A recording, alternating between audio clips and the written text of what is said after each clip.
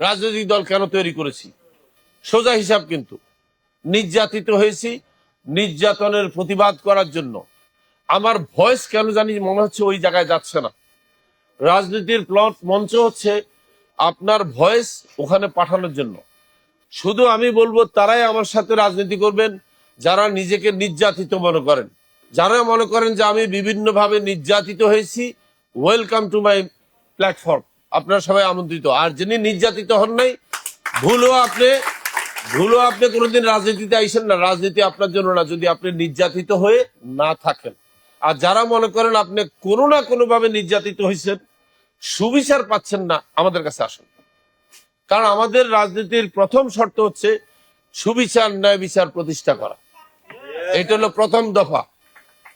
দ্বিতীয় দফা হচ্ছে সামাজিক নিরাপত্তা নিশ্চিত করা। রাস্তায় বাইরে যাতে আপনার ভ্যানিটি ব্যাগ টান দিয়ে কেউ না নিতে পারে, রাতের অন্ধকারে আপনার বাসায় এসে যেন কেউ ডাকাতি করতে না পারে, রাস্তায় হাঁটতে গেলে আপনার গায়ের উপর দিয়ে গাড়ি চালায় যেন কেউ চলে যেতে না পারে। আমরা কিন্তু নিরাপদ সড়ক চাই এর সাথে আছি। আমি সেই প্রোগ্রামকে বাস্তবায়ন করব, সেটা নিয়ে সিদ্ধান্ত নিয়েছি। দেখবেন আমাদের এই রাজনৈতিক দল বাংলাদেশ আম জনতা পার্টি, আমাদের একটা ম্যানিফেস্টো, একটা ধারা থাকবে যে আমরা আপনাদের সবার জন্য নিরাপদ সড়ক চাই।